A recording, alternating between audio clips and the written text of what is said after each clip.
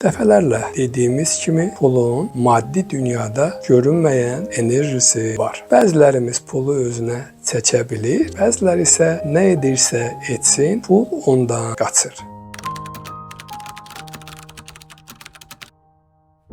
Pul kağızdan deyil, o bir enerjidir. Biz onu ya idarə edirik, ya da o bizi idarə edir. Bəs pul maqniti olmaq üçün nə etmək lazımdır? İnsanlar uşaq yaşlarından pul haqqında mənfi inanclarla böyüyür. Pul pisdir, pul əl çirkidir. Çox pulu olan insanlar fırıldaqçıdır. Bunlar pul enerjisinin sizdən uzaqlaşmasına səbəb olur.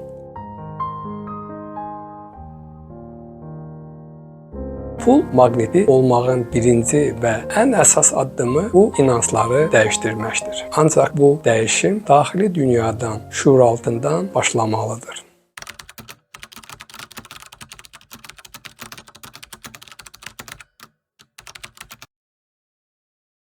Hər bir insanın pulla münasibəti fərdi və fərqlidir. Pula qarşı münasibəti müsbətə doğru dəyişdirmək üçün pulun üzərinə müəyyən yazılar yazmaq. Məsələn, səni sevirəm. Üzərinizdə qızılı rəngində qəpik pullar saxlamaq, onu düzgün xərcləmək lazımdır.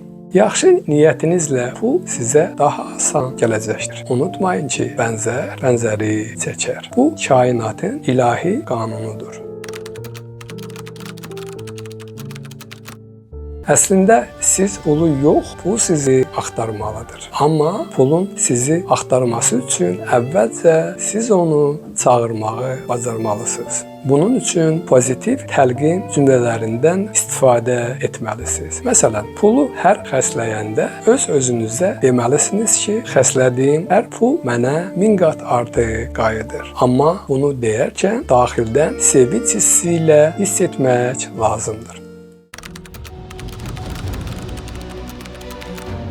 Digər üsul isə qədim Babillərin pul ritualıdır. Bu ritual kağız və metalların torpağa bastırmaq, onun üzərində çoxlu var verən meyvə ağacı əkməkdən ibarətdir. Digər üsul isə səməni düzəldərkən altına dəmir və kağız qoymaqdır. Bunu tək Novruz ərəfəsində deyil, ilin 12 ayı da etmək olar.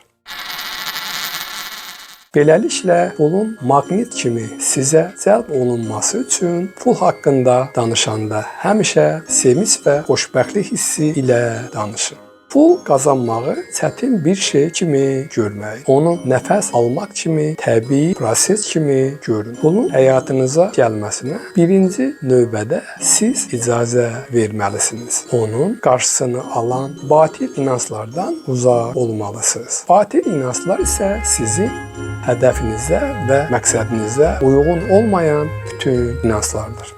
Bəs siz pulu maqnit kimi cəlb etmək üçün hansı üsullardan istifadə edirsiniz? Şərhlərdə bizimlə bölüşün. Daha çox öyrənmək istəyirsinizsə videomuzu bəyənin. Kanalımıza abunə olun və bildiriş düyməsini də açın ki, videolarımızdan anında xəbərdar ola biləsiniz. Növbəti videolarda görüşənədək sağ olun.